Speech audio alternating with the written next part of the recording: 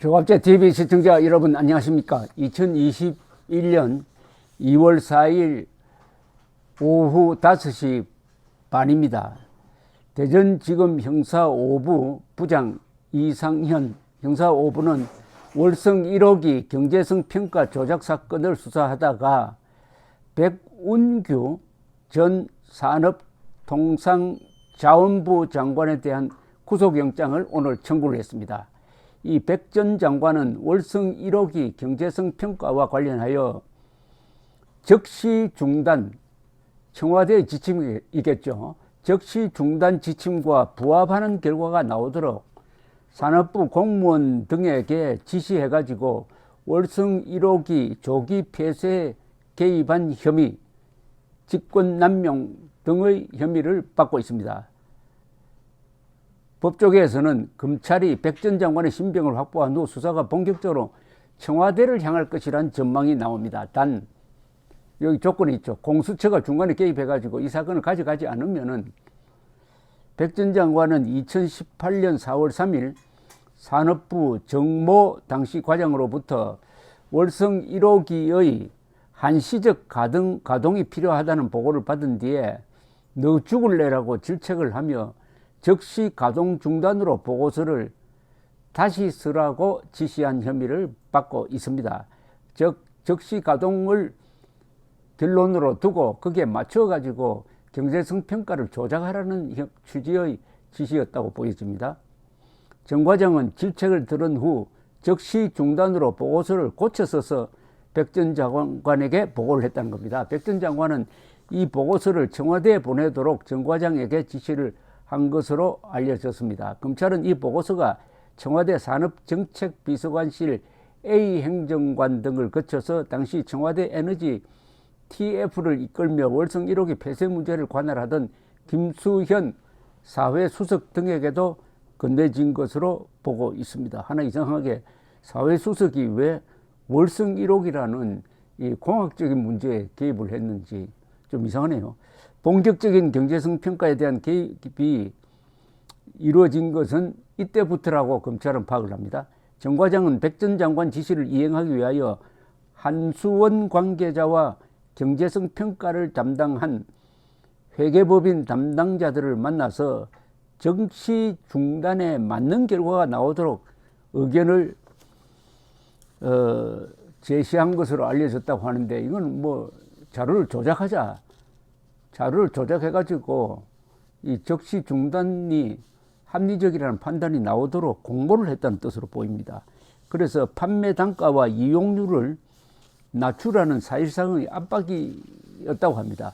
그런데 한수원과 산업부 실무진은 원자력 안전위원회의 연구 정지 허가가 나올 때까지는 원전을 한시적으로 가동하는 게 경제적이라는 의견이었다는 겁니다. 그러나 정 과장은 장관이 적시 가동 중단을 지시했다며 이런 합리적인 방안을 차단하고 그 뒤에 여러 조사 평가를 조작을 했다. 그 결과 그해 6월 11일 회계법인은 적시 폐쇄에 부합하는 경제성 평가 결과를 조작했고 6월 15일 한수원 이사회는 이를 토대로 월성 1호기 적시 폐쇄안을 가결했다는 겁니다. 정 과장은 감사원과 검찰 조사 등에서 백 전 장관의 지시가 없었다면 당연히 경제성 평가 등에 개입하지 않았을 것이라고 진술한 것으로 전해졌다고 하니까 이 백운규 장관에 대한 조사는 불가피하다 이렇게 되네요. 검찰은 당시 백운규 전 장관의 질책성 지시가 문재인 대통령이 4월 2일 청와대 참모진에게 월성 1호기 연구 가동 중단은 언제 결정하느냐고 질문한 뒤 이루어진 점에 주목하고 있다고 합니다. 검찰은 이 지시가 최희봉 전 청와대 산업정책비서관과 A 행정관, 정 과장을 거쳐 백 전 장관에게 전달된 것으로 보고 최 전 비서관 등도 조만간 소환 조사할 예정이다. 결국 문재인 대통령이 지시한 총책임자라는 그런 뜻 아니겠어요? 그런데 문재인 대통령까지 이게 조사가 진행될 수 있느냐 하는 것은 약간의 문제가 있습니다. 이 형사사건은 내란 또는 외환과 같은 범죄가 아니면은 현직 대통령에 대해서는 소추가 불가능하니까 조사하기가 좀 어렵지 않느냐. 아니 그래도 조사는 해야 된다. 뭐 이런 양설이 있기는 합니다. 또 하나 최근에 이 북한의 원전을 지어주는 이 추진한 그 타이밍과도 이게 또 맞아떨어져요. 이상하게 월성 1호기를 굳이 죽여야 되겠다라고 막 발부둥을 치던 4월 그 무렵에 한수원은 또 무슨 궁리를 했느냐 하면은 북한의 원자력 발전소를 지어주는 산업부입니다. 한수원이 아니고 산업부는 북한의 원전을 지어주는 궁리를 해가지고 여러 보고서를 막 사가기 시작할 때였습니다. 즉 한쪽으로는 잘 살아있는, 그리고 수리를 해가지고 수명 연장까지 해서 그 수리하는데 한 1조 원이 들어간 이 월성 1호기를 죽이는데 총력을 기울이는가 하면은 한쪽에서는 또 북한이 지어줄 수 없는 북한의 원자력 발전소 짓는 아이디어를 가지고 궁리를 하고 있었으니까 백운규 장관이 동시에 무슨 짓을 하고 있었느냐 이거예요. 동시에 물론 산업부에서는 어떤 직원이 아이디어 차원에서 냈다고 하는데 그건 뭐 말이 안 된다고 다 지금 보고 있으니까 결국 백 장관이라는 사람이 한쪽으로는 살려야 할 원전을 죽이고 한쪽으로는 지을 수 없는 원자력 발전소 건설 계획을 추진하고 했다는 것으로밖에 보여지지가 않습니다. 그런데 이렇게 자꾸 의문을 제기하니까 산업부에서 문서 한 장을 달랑 공개를 한 게 있습니다. 북한 지역 원전 건설 추진 방안 문건 하나가 공개됐는데 요 문건이 또 산업부의 수상한 행동을 폭로하는 자료가 되고 있습니다. 역시 기자들이 이 밑줄 치면서 보니까 이런 것까지 나옵니다. 즉 이겁니다. 북한의 원자력 발전소를 지어주는 1안, 2안, 3안이 있었는데 3안이 뭐냐면은 울진에서 추진하고 있던 신한울 3, 4호기 건설입니다. 이 3안을 뭐라고 적고 있느냐?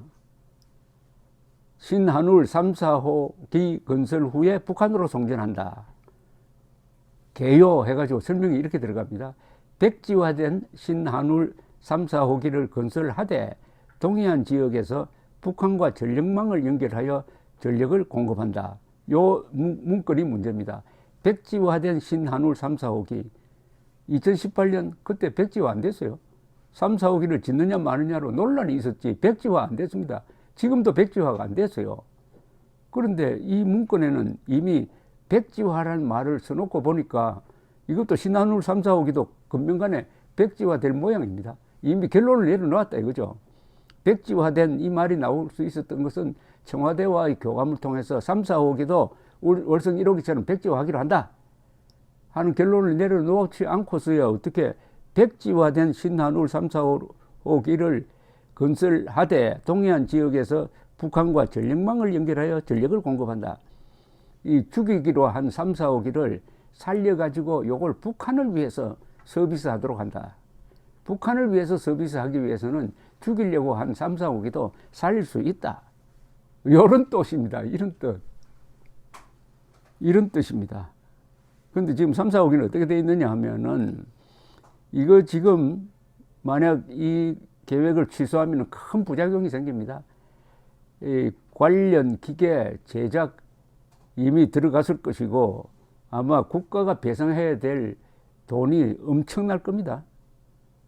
그래서 지금 신한울 3, 4호기는 발전사업 허가를 취소하지 않았어요. 아직도 진행형입니다. 특히 부지 매입과 주기기 사전 제작 등에 어마어마한 돈이 들어가서 만약 이걸 백지화하면은 국가가 배상을 해야 되고 그 관련 업계의 생존과도 직결되는 문제입니다. 물론 손해배상 청구를 국가를 상대로 하겠죠. 그래서 한국수력원자력은 오는 27일에 끝나는 발전사업 허가를 최근 산업부에 연장 요청까지 했다고 하는데 글쎄요. 더 기다려 봐야 되겠습니다. 이런저런 사정으로 이 백운규 전 이 산업부 장관에 대한 구속영장이 어떻게든 받아들여질지 기각될지 궁금합니다.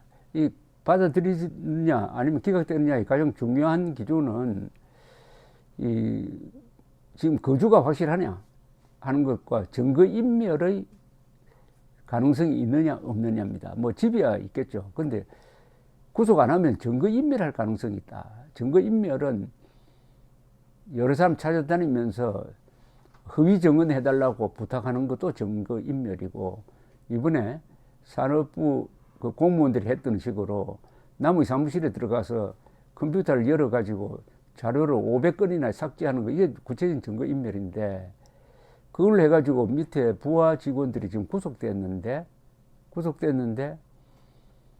장관의 구속영장을 심리하는 이 판사가 그 야간 무단 삭제 이 사실을 중시하면은 영장이 떨어질 가능성을 배제할 수가 없습니다. 이 사건은 결국은 문재인 대통령을 향한 수사라고 보면 됩니다. 그 형식이 어떻게 되었던 취임하자마자 밑도 끝도 없는 허무맹랑한 낭설에 근거해가지고 한국의 원자력 발전소가 매우 위험하다는 망상을 깔고서 적법 절차를 하나도 지키지 않고 일방적으로 탈원전 정책을 밀어붙였다. 원자력 발전소 하나 짓는 데는 최소한 10년이 걸리는 그 허가 과정을 거치는데, 적석에서 그냥 무슨 연설을 하면서 아무런 사전 예고 없이 공론화 과정 없이 탈원전 선언함으로써 수십조 아니라 수백조가 들어가는 산업 하나를 지금 망가뜨리고 있다. 그러면 권력을 잡으면 이렇게 하고도 처벌받지 않느냐? 이렇게 법을 어겨도 처벌받지 않느냐? 처벌받아야 될 것 아닙니까? 그래서 감사원이 출동하고 검찰이 수사를 하게 된 것인데, 이게 문재인 대통령 퇴임한 이후에 지금 트럼프 대통령하고 비슷한데, 문재인 대통령에 대한 형사사건 또는 구상권 청구에 의한 민사소송으로까지 번질 수 있는 상당히 폭발력이 큰 사건입니다. 이 정도의 국가 손실을 일으킨 사람이 형사처벌이나 민사상의 책임을 지지 않는다면 그건 나라도 아닙니다. 감사합니다.